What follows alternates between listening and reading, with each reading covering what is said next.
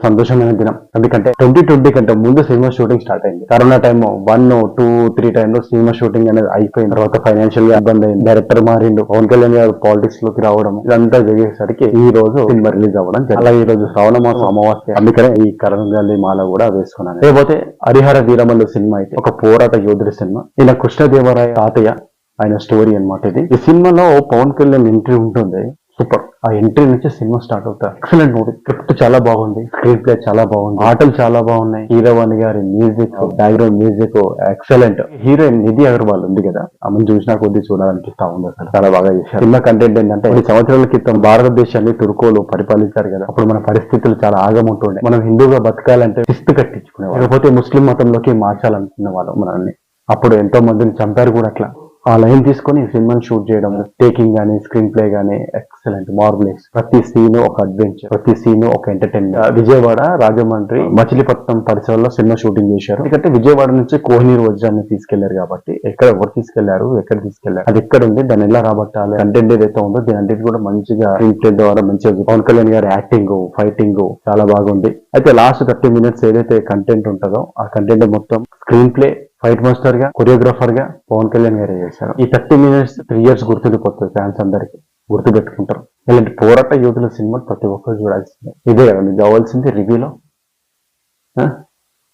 నిజానికి ఈ రివ్యూ చెప్పేటోడు వీడు బాగా చెప్తాడు, వీడు రివ్యూ బాగా చెప్తాడు, వీడు బాగా చెప్పడు, వీడు బాగా చెప్పడు అనేసి మనం అనుకుంటా ఉంటాం. కొంతమంది రివ్యూ బాగుందంటే సినిమా చూసేటోళ్ళు ఉంటారు. రివ్యూ చెప్పే వాళ్ళు ఎలా ఉన్నారంటే, డబ్బులు తీసుకొని మంచిగా చెప్తారు. ఒక ప్రొడ్యూసర్ని కలుస్తాడు, కలిసిన తర్వాత మీ సినిమా రివ్యూ చెప్తాను, నాకు ఎంత ఇస్తారు, మంచి ఇస్తాను. డబ్బులు మంచి ఇచ్చిననుకో, వీడు అడిగినంత మంచి చెప్తారు. ఒకవేళ డబ్బు వీడు అడిగినంత ఇవ్వలేకపోతే చాలా బ్యాడ్గా చెప్తారు. అన్ని రివ్యూస్ అయినా కూడా ఉంటాయి, గమనించండి అందరు. అయినా మీ సోయి మీకు లేదా? మీ సోయి మీకు లేదా? ఎవడో వాడెవడో ఏదో మూడ్లో ఉండి ఎట్లనో పిల్లం కొట్టిందో, అదే కొట్టిందో, ఎవడు ఇంట్లో లొల్లి ఉంటే ఆ టెన్షన్ భరించలేక సినిమా చూసి వస్తే అదే టెన్షన్లో చూసి వచ్చి రివ్యూ చెప్తాడు వాడు. అంటే వీకంటే ఎక్కువ వీళ్ళు తెలుసు అనుకుంటారు, అంటే వీకంటే తోపు వీడు అనుకుంటున్నారు మీరు. అంటే అందరు కాదు, కొందరు ఉన్నారు అలా డిసైడ్ అయ్యి సినిమా. మీరు ఈ రివ్యూ చూసిందే కాక ఇంకా మళ్ళీ 10 మందికి మీరు స్ప్రెడ్ చేస్తాడు. రివ్యూస్ బాగాలేమంటారు అవి, సినిమా బాగాలేమంటారు అవి అని చెప్పేసి అంటా ఉంటారు. నేను చూశాను, మా ఫ్రెండ్సే ఉన్నారు రివ్యూస్ చూసి సినిమా చూసేవాళ్ళు.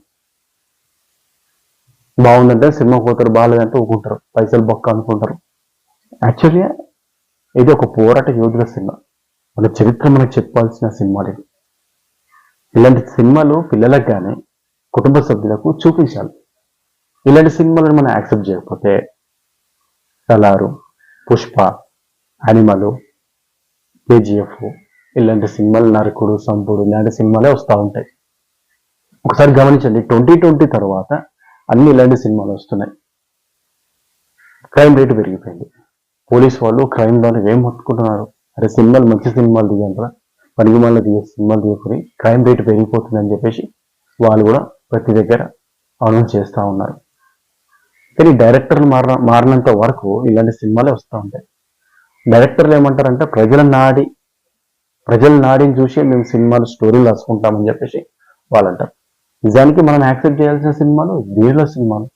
మన శివాజీ ఛత్రపతి సినిమా వచ్చింది, ఆయన ఒక యోధుడు.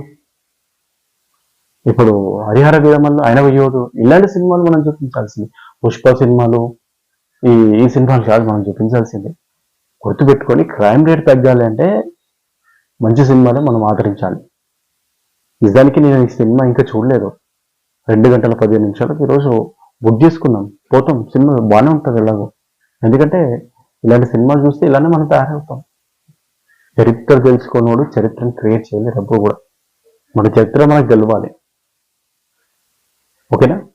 ఇప్పుడు రివ్యూస్ అంటే పవన్ కళ్యాణ్ గారు పాలిటిక్స్ లో ఉన్నారు, ఆయన డిప్యూటీ సీఎం, ఆయన పడిన ఉంటారు, రివ్యూస్ బ్యాడ్ చెప్తారు.